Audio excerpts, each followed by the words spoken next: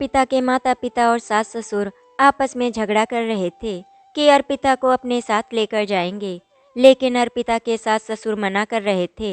वो बोल रहे थे कि हम अपनी बहू और इकलौते पोते को वहाँ नहीं भेजेंगे।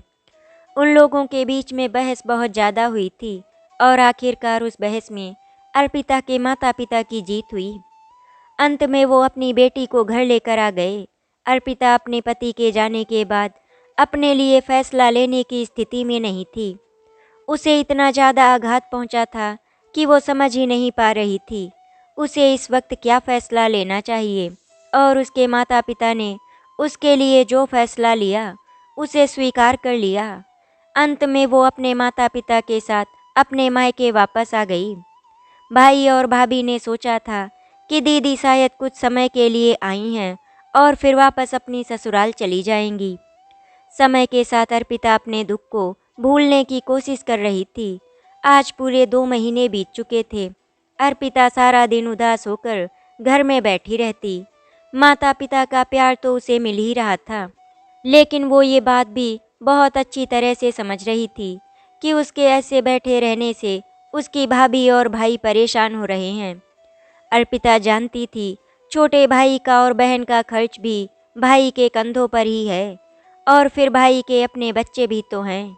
लेकिन अर्पिता चाहकर भी घर के खर्चों में भाई की कोई मदद नहीं कर पा रही थी। भाई और भाभी का व्यवहार धीरे धीरे बदलने लगा। आखिरकार बदलते व्यवहार को देखकर अर्पिता ने वापस अपनी ससुराल जाने का फैसला ले लिया। माता पिता ने उसे बहुत समझाया, लेकिन उसने कहा, नहीं माँ, मैं वापस अपनी ससुराल जाना चाहती हूँ। पिता ने कहा, ये भी तो तेरा अपना घर है बेटा। अर्पिता सबके बदलते व्यवहार को अपनी आंखों से देख रही थी। वो सब देखने के बाद ही उसने ये कठोर फैसला लिया था।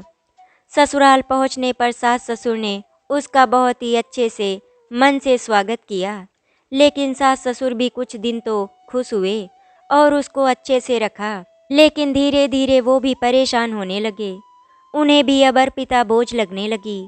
जेठ जेठानी भी अब उसे ताना मारने लगे थे और कभी कभी तो बहुत ही कठोर शब्द बोल जाते थे। एक दिन जेठानी जी ने जेठ जी से कहा, लगता है अब तो हमें ही सारी उम्र इन माँ बेटे का बोझ उठाना पड़ेगा। अर्पिता अब बहुत अच्छी तरह समझ चुकी थी कि पति के जाने के बाद कोई भी उसकी मदद नहीं करेगा। जब पति थे तो सब उसके आगे पीछे घूमते रहते थे, तब उसका मान सम्मान करते थे, लेकिन आज जब पति नहीं रहे तो उसे दूध में मक्खी की तरह निकाल कर फेंक देना चाहते हैं सबके सब। उसने मन ही मन में सोच लिया कि अब उसे अपनी मदद खुद करनी होगी और अपने बेटे की जिम्मेदारी खुद संभालनी होगी। तभी एक दिन अचानक दरवाजे पर दस्तक हुई। एक लेटर आया जिस पर अर्पिता का नाम लिखा था। अर्पिता ने पत्र खोलकर पढ़ा। वो पत्र उसके पति के ऑफिस से आया था कि वो अगर अपने पति की जगह काम करना चाहती है तो दफ्तर जाकर सूचित करे। अर्पिता ने ये बात किसी को भी नहीं बताई और एक दिन वो अकेले ही इंटरव्यू देने के लिए ऑफिस पहुंच गई। अर्पिता पढ़ी लिखी महिला थी तो नौकरी मिलने में उसे कोई परेशानी नहीं हुई। अर्पिता ने घर में सभी को बता दिया कि उसे अपने पति की जगह पर नौकरी मिल गई है और उसे रहने के लिए घर भी मिल गया है। अब उसने फैसला किया कि वो अपने बेटे के साथ इस घर में नहीं रहेगी और वो अपना थोड़ा सामान लेकर उस घर में चली गई जो उसे ऑफिस की तरफ से मिला था। धीरे धीरे समय बीतता गया, लेकिन उसकी ससुराल वालों में से कभी किसी ने उसके साथ किसी प्रकार का कोई संबंध नहीं रखा। बेटा भी थोड़ा बड़ा हो गया था और वो पूर्ण आत्मनिर्भर हो चुकी थी। संघर्ष के दिनों में सिर्फ उसके माता पिता ने उसका साथ दिया। अर्पिता कभी कभी कुछ समय के लिए अपने माता पिता को अपने पास बुला लिया करती थी। भाई भाभी इस बात से बहुत खुश होते थे, चलो अब पापा मम्मी कुछ समय दीदी के पास ही रहेंगे तो उन्हें भी थोड़ी राहत मिलेगी। एक दिन उसके पापा की तबीयत बहुत खराब हो गई। अर्पिता ने उन्हें अस्पताल में एडमिट करा दिया और उसने अपने भाई को फ़ोन करके बता दिया था कि पापा हॉस्पिटल में एडमिट हैं, लेकिन भैया भाभी पिताजी से मिलने अस्पताल नहीं आए। क्योंकि उन्हें ऐसा लग रहा था कि अगर वो हॉस्पिटल गए तो हॉस्पिटल का सारा बिल उन्हें भरना पड़ेगा। इसीलिए वो हॉस्पिटल नहीं आए अपने पिता से मिलने। अर्पिता इस बात को बहुत अच्छी तरह से समझ गई थी। वो मन ही मन में सोच रही थी कि अरे हॉस्पिटल का बिल ना भरते, लेकिन कम से कम पिताजी को देखने तो आ जाते। पिताजी को बहुत अच्छा लगता। अर्पिता अपने पापा को अस्पताल से छुट्टी करवा कर घर वापस लेकर आ गई थी। उसके भाई और भाभी पिताजी से मिलने घर पहुँचे। अर्पिता ने देखा भाई भाभी बाहर खड़े थे। भाई ने पापा को सहारा दिया और फिर हम पापा को घर के अंदर लेकर आ गए। भाभी ने सासू माँ को प्रणाम किया और हाल चाल पूछा। अर्पिता के भैया भाभी उसका रहन सहन देखकर और घर देखकर वो दंग रह गए थे। अर्पिता यहाँ कितनी आनंद और कितनी शान से रहती है। तभी दोनों को पता चला कि उनकी बहन मैनेजर बन चुकी है और उसकी सैलरी 50,000 रुपये प्रति माह है और जीजाजी की पेंशन भी आती है। अब भाई और भाभी के मन में लालच आ गया और उन्होंने अपनी अर्पिता दीदी को साथ चलने के लिए कहा, लेकिन अर्पिता ने मना कर दिया और उसने कहा, देखिए भैया भाभी, मैं आप लोगों के साथ नहीं रह सकती। मैं यहाँ पर अब नौकरी करती हूँ और यहाँ से दूसरे शहर में ट्रांसफ़र करवाना बहुत मुश्किल काम है। भाभी ने मक्खन लगाते हुए कहा, दीदी आप यहाँ अकेले रहते हो, हमें आपकी बहुत ही चिंता रहती है। अगर वहाँ ट्रांसफ़र हो जाएगा तो हमारे साथ ही रहना, आपकी देखभाल भी हो जाएगी और बेटे को प्यार भी मिल जाएगा सबका। भाभी ने अर्पिता से इतनी मीठी मीठी बातें की कि अर्पिता अपने भाई भाभी की चापलूसी समझ ही नहीं पाई और उनकी बातों में आकर उसने भैया के शहर में ही अपना ट्रांसफ़र करवा लिया।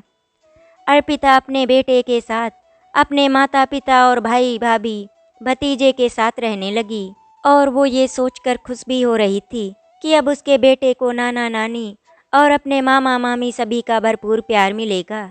धीरे धीरे वो घर के छोटे छोटे कामों में भाभी की मदद कर दिया करती और अर्पिता फाइनेंशियली भी अपने भैया भाभी की मदद करने लगी। भाई और भाभी अब घर के खर्चों को भी बांटने लगे। धीरे धीरे करके पूरे घर की जिम्मेदारी अर्पिता के कंधों पर आ गई थी। अर्पिता के छोटे भाई की शादी थी और उसने अपने छोटे भाई की शादी का पूरा खर्चा खुद अकेले उठाया था। उसके बड़े भाई ने तो अपना हाथ खींच लिया था, ये कहकर कि उनके पास कुछ भी नहीं है। छोटे भाई की शादी हो गई और वो कुछ समय बाद अलग शहर में रहने लगा, ये कहकर कि उसकी नौकरी वहाँ लग गई है। दोनों बहनों की शादी में भी अर्पिता ने अपने पिता और भाई की पूरी मदद की और छोटी बहन के दान दहेज में भी पूरी मदद की थी। अब सभी लोग अर्पिता से और भी ज़्यादा मदद की अपेक्षा करने लगे। एक दिन अर्पिता के भैया ने पिताजी से कहा कि इतनी अच्छी तनख्वाह है अर्पिता की, ना तो अर्पिता को घर का किराया देना है, ना बिजली पानी का बिल, तो अगर थोड़ी बहुत मदद कर भी देती है तो कौन सी बड़ी बात हो गई। ये सुनकर माता पिता चुप हो जाते हैं, क्योंकि वो बहुत ही अच्छी तरह से जानते थे कि इस पूरे घर का खर्च सिर्फ और सिर्फ अकेली अर्पिता उठा रही है। फिर भी ये लोग उसकी इज्जत नहीं करते। अर्पिता और उसके बेटे का ज़्यादा खर्चा नहीं होता था, इसीलिए अर्पिता के पास पैसे हमेशा होते थे। धीरे धीरे अर्पिता को पता ही नहीं चला कि कब वो घर की बेटी से बेटा बन गई थी। घर की जिम्मेदारियों में पूरी की पूरी भागीदारी बन गई। लेकिन अर्पिता को फिर भी इस बात का कोई अफसोस नहीं था। वो तो यही सोचती है कि चलो कम से कम उसके बेटे को नाना नानी और मामा मामी का प्यार तो मिल रहा है और वो अपने बेटे को इस प्यार को दिलाने के लिए बड़ी से बड़ी कीमत भी चुका सकती है। इसी तरह से दिन गुजरने लगे और धीरे धीरे अर्पिता बुढ़ापे की ओर कदम बढ़ाने लगी। उसे इस बात का एहसास ही नहीं हुआ। घर खर्चे में उसका सहयोग इतना ज़्यादा हो गया कि कई बार तो उसे अपनी आवश्यकताओं को भी अनदेखा करना पड़ा। अर्पिता का सारा ध्यान अपने काम और घर परिवार में ही लगा रहता था। बेटे की आगे की पढ़ाई के लिए उसने उसका कॉलेज में एडमिशन करवा दिया और रहने के लिए हॉस्टल भी दिलवा दिया, ताकि वो अच्छे से पढ़ाई कर सके और एक बड़ा आदमी बन सके। अर्पिता को बहुत कम समय मिलता था, लेकिन उसे जितना भी समय मिलता था वो उस समय में अपने बेटे के हॉस्टल जाकर उससे मिलकर आती थी। जब कभी अर्पिता अपने बेटे से मिलने का समय नहीं निकाल पाती थी तो उसके भैया भाभी उससे मिलने के लिए चले जाया करते थे और उससे हमेशा यही कहते थे कि तुम्हारा बेटा बिल्कुल ठीक है, अच्छे से पढ़ाई कर रहा है। भैया भाभी से बेटे की खबर पाकर अर्पिता निश्चिंत हो जाती थी। एक दिन फिर से अचानक उसके पापा की तबीयत खराब हो जाती है और जब तक हॉस्पिटल पहुंचती उससे पहले ही उसके पापा ने दम तोड़ दिया। अर्पिता के पापा के गुजर जाने की वजह से उसकी मम्मी की भी तबीयत खराब रहने लगी थी और फिर एक दिन वो भी इस दुनिया को छोड़कर हमेशा के लिए चली गईं। अर्पिता धीरे धीरे बिल्कुल अकेली पड़ती जा रही थी। अब उसे अपने माता पिता के द्वारा कही गई वो बातें बहुत याद आ रही थी कि अर्पिता बेटा, अब सब कुछ ठीक हो गया है और फिर अभी तुम्हारी उम्र ही क्या है। इस नन्ही सी जान को भी पिता का प्यार मिल जाएगा और तुम्हें पति का संसार मिल जाएगा। अगर तुम दूसरा विवाह कर लो तुम्हारे लिए बहुत अच्छा हो जाएगा। तुम्हारा अपना घर परिवार भी होना चाहिए। तुम्हारी दूसरी शादी हो जाएगी, तुम्हारा घर संसार बस जाएगा, तो हम दोनों भी शांति से मर सकेंगे। लेकिन अर्पिता हमेशा मना कर देती कि पापा, अगर भाग्य में सुख होता तो भगवान मुझे ये दुख देते ही क्यों। अर्पिता हमेशा यही कहती, नहीं पापा, अब यही मेरा घर परिवार है। जो भी मेरा है वो इन सब का ही तो है और मेरे बेटे को भी आप दोनों का और मामा मामी का प्यार मिल रहा है। अब मैं इस प्यार को खोना नहीं चाहती। जीवन में प्यार बहुत मुश्किल से मिलता है, लेकिन ये सब अर्पिता के लिए सिर्फ एक छलावा था जो उसे माता पिता के जाने के बाद अब महसूस हो रहा था। लेकिन अब बहुत देर हो चुकी थी और वो कुछ नहीं कर सकती थी। जब आप एक बार आर्थिक जिम्मेदारी उठा लेते हैं तो सभी आपसे आशा करने लगते हैं और फिर आपको उनकी आशाओं पर खरा उतरना ही पड़ता है। बहनों के यहाँ कुछ भी होता तो अर्पिता ही सारे लेन देन निभाती थी। छोटा भाई अलग रहता था तो वो छुट्टी नहीं मिल रही दीदी क्या करूं और आने से मना कर देता। बड़ा भाई तो हमेशा अपनी आर्थिक तंगी का ही रोना लेकर बैठा रहता कि दीदी मेरे तो 2 बच्चे हैं, बीबी है और देखो घर की जिम्मेदारी भी मेरे ऊपर ही है और मेरी तनख्वाह बहुत कम है, गुजारा करना मुश्किल हो रहा है। लेकिन दीदी आपकी तो तनख्वाह भी आती है और पेंशन भी।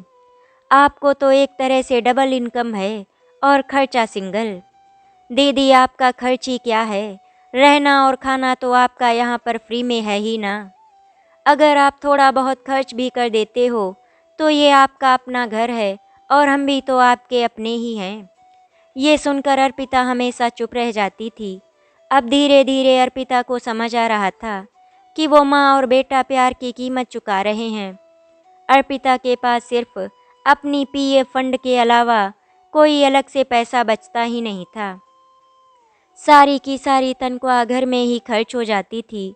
कभी किसी की फीस के पैसे कम पड़ते तो वो दे देती, कभी किसी का इलाज कराना होता तो वो पैसे दे देती। ऐसे करते करते अर्पिता के अधिकतर पैसे खर्च हो जाते थे। छोटे भाई ने भी शहर में अपना मकान बना लिया था और बड़े भाई ने भी इसी शहर में अपना एक फ्लैट बुक कर लिया और बेचारी अर्पिता सभी की छोटी छोटी आवश्यकताओं को पूरा करती रह गई। अपने बारे में कभी कुछ सोचा ही नहीं। अर्पिता का बेटा भी पढ़ाई पूरी करके अपनी नौकरी पर लग गया था और वो दूसरे शहर में रहने लगा था। वो अच्छी तरह जानता था कि उसकी माँ अपने परिवार को छोड़कर नहीं आएगी, इसीलिए उसने कभी माँ से कहा ही नहीं कि वो उसके पास आकर रहे, क्योंकि छोड़कर जाना अर्पिता के लिए भी बहुत मुश्किल था और ये बात उसका बेटा अच्छी तरह जानता था। समय के साथ बहुत कुछ बदल रहा था और अर्पिता सभी को बदलते हुए बहुत ही बारीकी से देख रही थी। वो अपने कमरे में बैठे सोच रही थी कि उसने जीवन में क्या पाया क्या खोया। काश उसके पति जिंदा होते तो शायद वो भी अपनी दोनों बहनों की तरह 2 दिन के लिए मेहमान बनकर अपने मायके में आती और भाभी उसकी कितनी मेहमान नवाजी करती। मायके से जो कुछ शगुन मिलता वो उसे आशीर्वाद स्वरूप माथे से लगाकर खुशी से लेकर जाती। कम से कम उसके भाई और भाभी जाते वक्त उसे नंद के नाते ही विदा करते हुए शुभ के नाम की साड़ी और जोड़ा देकर विदा करते। अर्पिता को याद आ रहा था कि जिस दिन से वो वापस अपने मायके आई थी, उस दिन से आज तक उसे किसी तीज त्योहार पर कुछ नहीं दिया गया था। यहाँ तक कि बेटे के जन्मदिन का सारा इंतजाम वो खुद करती थी और जाते वक्त भी कुछ न कुछ उपहार देकर ही भेजती थी। अर्पिता को ऐसा लग रहा था कि वो सारे परिवार के लिए सिर्फ पैसे कमाने वाली एक मशीन के अलावा कुछ नहीं थी। जैसे दुधारू गाय सबको पसंद होती है, लेकिन जब गाय बूढ़ी हो जाती है और दूध देना बंद कर देती है तो कोई उसे घर में नहीं रखता, चारा भी नहीं खिलाता। उसकी स्थिति भी वैसी ही हो गई थी। यही सब सोचते सोचते अर्पिता की आंखों में आंसू छलक पड़े। आज वो सबके लिए कीमती मुर्गी है, जो हर चीज के लिए पैसे चुकाती है। तभी उसका बड़ा भाई उसके पास आकर बैठ गया और उसने खुशी जाहिर करते हुए बताया कि अर्पिता दीदी, हम लोगों ने नया फ्लैट ले लिया है और बच्चे भी बड़े हो गए हैं। इस छोटे से घर में अब हमारा गुजारा भी नहीं होता। हम लोग चाहते हैं कि हम नए घर में शिफ्ट हो जाएं और अर्पिता दीदी, तुम भी अब अपने बेटे के साथ ही सेट हो जाओ। आखिर कब तक यहाँ अकेली रहोगी? और फिर अब तो हम भी शिफ्ट हो रहे हैं। दीदी, आपसे एक बात कहनी थी। बहन, हम दोनों भाइयों ने फ्लैट बहुत मुश्किल से किस्तों पर लिए हैं और दोनों को ही किस्त भरने में मुश्किल हो रही है। अगर हम ये मकान बेच देते हैं तो हमारे मकान की किस्त आसानी से जल्दी खत्म हो जाएगी और हम भी टेंशन फ्री हो जाएंगे। दीदी, अगर सिर पर कर्ज चढ़ा होता है तो दिमाग परेशान रहता है। तुम्हारी भाभी को तो रात को नींद नहीं आती, सारे वक्त दिमाग में टेंशन रखती हैं। और ये मकान बेच देंगे तो जो पैसे आएंगे उससे हमारे फ्लैट की किस्त जल्दी खत्म हो जाएगी और हम दोनों भाई अपने अपने फ्लैट के मालिक बन जाएंगे। आखिर हम भाइयों की भी तो सारी जिंदगी तुम तीनों बहनों के यहाँ आना जाना रखना है और तीज त्योहार भी हमें ही देने जाना है। आखिर समाज में हमारी भी इज्जत है, बहनों के प्रति हमारे भी कुछ फर्ज बनते हैं। बहन, तुम्हारा बेटा भी अब नौकरी पर लग गया है और अकेले रहता है। तुम्हारा साथ उसको भी अच्छा लगेगा। तुम अपने बेटे के साथ ही सेट हो जाओगी तो तुम्हारे लिए भी अच्छा रहेगा। ये सुनते ही अर्पिता ने अपनी आंखों से आंसू पोंछ लिए और कहा, नहीं भाई, मुझे कोई ऐतराज नहीं। तुम जहाँ जाना चाहते हो जा सकते हो और मकान बेचकर जो पैसे मिलेंगे उससे तुम दोनों अपने फ्लैट की किस्त उतार देना। बड़ी बहन को तुम दोनों भाइयों से कुछ नहीं चाहिए। अर्पिता सोच रही थी, जिस स्नेह के धागों में बंधकर वो अपना घर छोड़कर आई थी, आज ये सारे धागे एक एक कर टूट गए हैं और वो फिर से जीवन में अकेली रह गई है, जैसे अपने पति की मृत्यु के बाद रह गई थी। कुछ दिन बाद भाई भाभी और बच्चे भी नए फ्लैट में शिफ्ट हो गए और मकान को बेचने के लिए प्रॉपर्टी डीलर को सारी डिटेल्स भेज दी। जो घर हमेशा चहल पहल से भरा रहता था, आज वो घर खाली था। अर्पिता को लग रहा था कि वो तो सबकी जिम्मेदारी निभाने के लिए ही इस घर में आई थी और अब सबकी जिम्मेदारी से वो मुक्त हो गई। सभी ने उसके रहते हुए अपने अपने काम पूरे कर लिए। किसी ने भी उससे अपने साथ रहने के लिए नहीं कहा, बल्कि जो घर उसकी छत बना था उसे भी बेचकर दोनों भाइयों ने उसके सर से छत भी छीन ली थी। छोटा भाई और भाभी तो पहले ही अलग हो चुके थे और अपना घर भी बना चुके थे, तब भी इस मकान में अपना हिस्सा मांग रहे थे। दोनों बहनें भी अपने अपने घर में सुखी थी और वो दोनों भी अपने ससुराल में हिस्सा मांगकर अपना घर बना चुकी थी। अर्पिता सोच रही थी, वो अपना हिस्सा किससे मांगे? ससुराल में कुछ मिला नहीं और मायके में उसका हिस्सा है ही नहीं। अर्पिता ने तो सभी भाई बहनों की शादी ब्याह और मकान बनाने में मदद की, उसकी मदद किसी ने भी नहीं की। आज उसके रिटायरमेंट में मात्र 1 साल रह गया था। रिटायरमेंट के पहले कोई तैयारी नहीं, भविष्य के लिए कुछ सोचा ही नहीं था। अभी ना बेटे का विवाह किया था और ना ही अपने और बेटे के लिए मकान बनवाया था। लेकिन अर्पिता को एक सुकून जरूर था कि उसके सिर पर हमेशा छत रहेगी और भाभी का साथ सारी जिंदगी बना रहेगा। लेकिन सब कुछ अचानक से रेत की तरह हाथों से फिसल गया। एक यही मकान था जो अब पूरी तरह खंडहर हो चुका था। दोनों भाइयों ने उसे भी बेचने का फरमान जारी कर दिया। अर्पिता ने घर में रहते हुए हमेशा हर किसी की मदद की और सारी जिम्मेवारी एक बेटे की तरह निभाई। लेकिन सभी लोग अपना स्वार्थ पूरा कर उसे अकेला छोड़कर चले गए। अर्पिता सोच रही थी कि रिटायरमेंट के बाद आराम से रहेगी, अच्छे से खाना खाएगी और अपने भतीजी भतीजों के साथ सुख से रहेगी। बेटे की शादी में सभी लोग उसका साथ देंगे और वो अपने बेटे की शादी धूमधाम से करेगी। लेकिन उसके सपने तो पूरे होने से पहले ही बिखर गए। जिन प्यार के धागों को वो बहुत पक्का और मजबूत सोच रही थी, उन कच्चे धागों की उसे आज बहुत ही बड़ी कीमत चुकानी पड़ रही थी। अर्पिता के पास जो भी थोड़ा बहुत सामान था, उसने अपना सारा सामान बांध लिया और एक किराए के मकान में रहने चली गई। अर्पिता ने हार नहीं मानी और एक बार फिर अपनी जिंदगी की नई शुरुआत की। जब अर्पिता के बेटे को ये सब पता चला कि उसकी माँ एक किराए के मकान में अकेली रहती हैं, तो उसने अपना ट्रांसफ़र वहाँ से करा लिया और वो अपनी माँ के पास वापस आ गया। दोनों माँ बेटे मिलकर हंसी खुशी से रहने लगे। एक दिन अर्पिता मार्केट गई थी। वहाँ उसकी अपनी भाभी दिखाई दी, जो अपनी एक सहेली से बात कर रही थी कि उनकी नंद अर्पिता तो कीमती मुर्गी है जो हमें सोने के अंडे दिया करती थी। आज हमारे पास किसी भी चीज़ की कमी नहीं है और ये सब जो भी है इस कीमती मुर्गी की वजह से है। अर्पिता अपनी भाभी की बातें सुनकर जरा सा भी हैरान नहीं हुई थी, क्योंकि वो तो ये सब बहुत अच्छी तरह से जानती थी। अर्पिता ने देखकर भी अपनी भाभी को अनदेखा कर दिया और मुस्कुराकर वहाँ से चली गई। आशा करती हूँ आपको हमारी कहानी अच्छी लगी होगी। अगर आपको हमारी कहानी अच्छी लगी तो वीडियो को लाइक एंड शेयर करें, चैनल को सब्सक्राइब करें। वीडियो देखने के लिए आपका धन्यवाद।